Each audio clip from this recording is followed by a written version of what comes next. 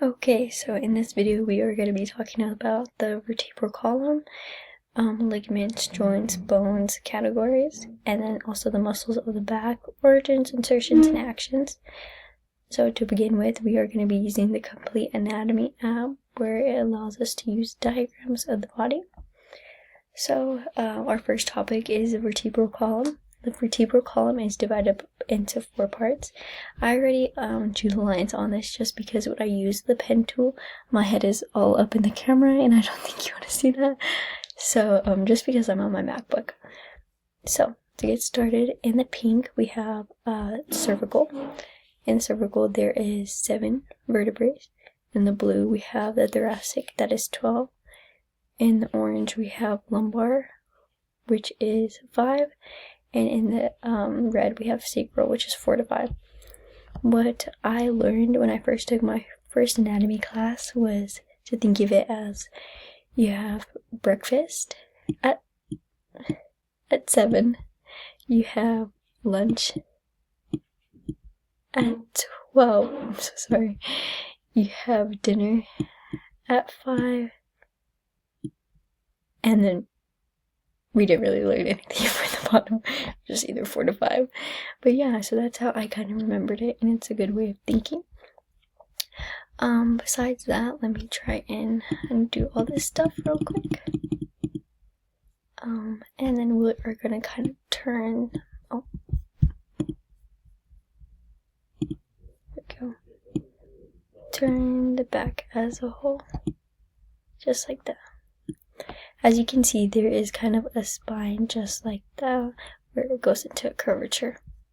So there is a curvature in our spine. The spine is divided up into 4 curves. The first one is cervical lordosis. Second, thoracic kyphosis. Fourth, lumbar lordosis. And then we have the pelvic curvature. The primary curvature of the spine is kyphosis, just because we have that being developed when we are in the womb at birth. The secondary is lordosis, just because that is developing as we age and grow into adulthood. I didn't quite specify before, but there are 2 special vertebrae up here at the top. This one is atlas, and this is axis, just because they have different names in the cervical section of the spine. As for movements, so I'm so sorry for the cutoff, but there are 4 different movements allowed in the spinal cord. Some of the movements vary just because of the structure of the vertebrae and how the ligaments and joints are composed. So the 4 different movements are flexion, extension, rotation, and lateral flexion. So, for example, on why things vary, in the thoracic region, flexion and extension is limited, but mainly permits rotation, just like this. And another example is in the lumbar region, where flexion and extension is permitted, but rotation is limited. Okay, before we continue on, I would just like to describe a vertebrae just before we go into talking about vertebral joints and ligaments, just so there's a better, clearer picture of what it is. So here we have a vertebrae. I'm just going to describe it if it was a typical one. So right here we would have this spinous process. Right here is the laminate. Here is the body. You kind of can't see it just because of the angle. We have the pedicle there. We have the transverse process. Here we have the spinal canal. Here is the superior, like the articular process. And yep, that's pretty much the structure, just so you have a better idea on how it looks as we continue talking about vertebral joints, things like that. I guess here's a better view of it. So we have the spinous process, laminate, the pedicle, the transverse process right here, the body, so the spinal canal. Okay, so now we're going to be talking about vertebrae joints. there are two special joints in the vertebrae. The first one is already highlighted, as you can see, just because I don't know how my big ol' head up in there. So this is the atlanto-occipital joint. This is between the skull and C1 atlas. The movement it permits is flexion, extension, and lateral flexion of the neck and head. And this joint type is a synovial condyloid. The second special one is between here. It's kind of tough to see. Oh, no, not that. Right in there. So the second one is the atlantoaxial joint. This is between C1 atlas, C2 axis. This primary movement is rotation. So if we are looking from side to side as if we're shaking our head no, is what helps us. This joint helps us permit that movement. And the type of joint this is a synovial joint. So there are other regular joints in the body. The body and the spine. The first one is the intervertebral joint. This is between the vertebrae bodies. As you can see, you can't see just because the annulus fibrosa is right here covering it. It is a symphysis joint, and it is typically responsible for weight bearing in the spinal cord. So the second joint would be the facet or zygophobial joint. I'm so sorry if I butchered that, but that is between the articulating processes of the vertebrae, and it is synovial joint type.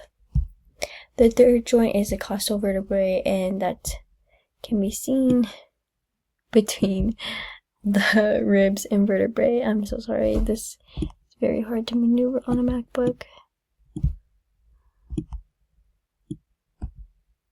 But yes, they would be right here in between our vertebrae. And sorry, I attempted to find the costal vertebral joint, but it was quite difficult. But the next joint would be the sacroiliac, and that is between the sacrum and the iliac of the pelvic bone. So all joints are supported by ligaments, and this is what we're going to go into next, which are the ligaments of the vertebral column. So next we're going to go into the ligament of the vertebrae column. The first one is the longitudinal ligament right here. This is the anterior aspect of it. There's also posterior that goes from the sacral all the way down to for the occipital all the way down to the sacral. So the functions of this anterior aspect limits too much extension, and the posterior limits too much flexion. It is quite hard to see the posterior, but here is the anterior. As you can see, it goes all the way up and down the spinal column. So next we are going to be getting into the muscles of the back. So to start, we're going to start on the first layer and make our way up. There are 7 layers of muscles. So the first muscle we were going to get into is, I thought I was going to press it, sorry. So the first one we are going to get into is the long rotators muscle. The origin is the posterior transverse processes from T3 to T11. The insertion is the spinous processes or the laminae in T1 through T10. The action that is allowed is rotation, extension, flexion, and stabilization. So an example for this is if you're doing the ab side crunch, you're standing up, you are going back into lateral flexion, just like that. Or if you're doing a chair rotation, like this, cracking your back. The second muscle that we are going to cover in this section is right. Oh my gosh. It's quite small, so there you go. Let me zoom in a bit. So this one is the short rotatorus muscle. The origin of this is a transverse process from T1 to T12. The insertion is the laminae and spinous processes of T1 through T12. So the action of this is rotation. As I said before, it's like if you're doing chair rotations, just like this, or if we're spinning in circles. So the next one is also in this layer. It is going to be down here. Give me 1 second. Right here. Perfect view. This is the intertransversi muscles. This is specifically the medial one. Oh, and this is the lateral one. So the origin is the inferior transverse process from T10 to T12. The insertion is superior transverse processes of T11 to L1. The action for this is lateral flexion of the trunk. So that would be like right here, the lower back. Not the lower back, but the trunk as a whole. So as if we're doing the side crunches like we stated before. So now we are going to get into the second layer of muscles. This next one we are going to do is the multifidus muscle. There is a left and right. The origin is the posterior superior iliac spine, and the dorsal surface of sacrum, and the transverse process of thoracic and articular process of C4 to C7. The insertion is the spinous process of lumbar and cervical vertebrae. The actions are extending the neck and trunk. So just going back into extension as if we were doing a back bend and stabilization action in our day-to-day life. That could be for some occupations, or extending backwards just like this if we were stretching, or more specific one is if we were like doing a back bend backwards if we were like in gymnastics or things like that. The next group of muscles we were going to go over are the suboccipital group. It is up here. This group of muscles is made up of 4 different ones. The first one being rectus capitis posterior major, the second one being rectus capitis posterior minor, the third one being obliquus capitis superior, and then the fourth one being obliquus capitis inferior. Right, so this is the rectus posterior major capitis muscle. The origin is the spinous process of C2, or otherwise known as axis. The insertion is the inferior nuchal line of the occipital bone. The action is to rotate and extend the neck. So we're going back like this, as if we're nodding our head yes or no. The next one is the rectus posterior minor capitis muscle. I don't know how I read it. So the rectus capitis posterior minor. The origin is the posterior arch of the atlas, as you can see right here. The insertion is the inferior nuchal line of the occipital bone. Sorry. This muscle has action of extending the head just like before, using it as support. The next is, the obliquus inferior capitis muscle. This muscle has the origin of the spinous process of the axis vertebrae. The insertion is the transverse process of atlas, so C1. The action of this muscle is to rotate the head as if we're going, just like that. The next muscle is the obliquus superior capitis muscle. This is just superior, so above the inferior muscle, just like that. The origin is a transverse process of the atlas vertebrae. The insertion is, the posterior aspect of the occipital bone, so the back of the head, just right here. And the action of this muscle is to laterally flex the head like this. So if we're doing side bends, going into upper trapeze stretch. So we are now going to go into the 6 layer muscles. To begin with, we are going to do the rhomboid minor muscle. So this is this muscle right here. The origin is the spinous processes of C7 to T1. The insertion is the medial border of the scap. As you can see, it is on the medial aspect of the scapula. The action is to scap adduction, so bring our scaps together as if we're shoulder blade squeeze, just like that. The next one is the rhomboid major muscle. This is this one right here, major over minor. The origin is the spinous process of T2 to T5. The insertion is the medial border of the scap. As you can see, it connects right along the same way as the minor did there. The action is scap adduction, as we did before, where we're bringing our shoulder blades together into a scap squeeze, just like that, holding it and allowing for shoulder retraction. This can be used in day-to-day basis as we are doing rows at the gym, just like that, or if we are picking up and lifting a box.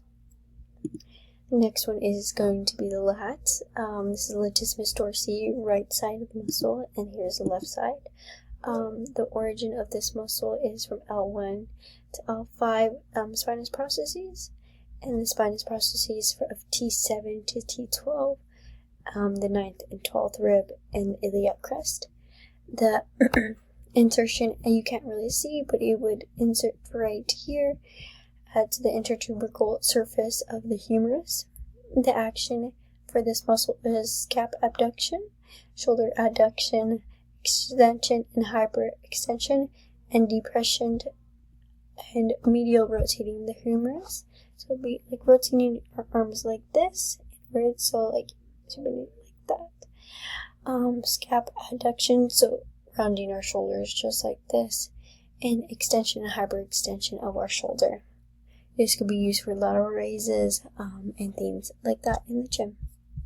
And for the last layer muscle, we have the trapezius. The trapezius is split up into 3 parts. The first part being the ascending part of the trap. This is this part as muscle fibers go upwards. The origin is the spinous processes of T5 to T12, as right here, all the way down here. The insertion is the medial end of the scap spine. As you can see, it inserts right there. The second part of it is the transverse part of the trap, right here, as the muscle fibers go that way.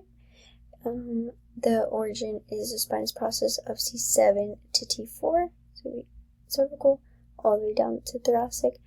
The insertion is the posterior half of the acromiolateral end of the scap spine. It's on this side, right here. Lateral aspect of the scap, just because it is away from the midline. The third part and last part is the descending part of the trap, right here. It is originated in the spinous processes of C7 and the external occipital protuberance of the skull. The insertion is the posterior aspect of the lateral clavicle and the anterior half of the acromion lateral scap spine. As you can see, it kind of goes this way into the scap spine. The actions of the trap all consist of 2 different categories, the cervical being extension, hyperextension, and lateral flexion of the neck, just like this. Lateral flexion, extension, hyperextension all the way, as if we are going backwards, and lateral flexion as if we're doing neck side bends. And as for the shoulders, it elevates if we are doing shoulder shrugs, retracting our shoulders back into the scap squeeze, upwardly rotate, so like doing shoulder rolls, just like this for shoulder mobility, and shoulder depression if we're going back down from our shoulder shrugs.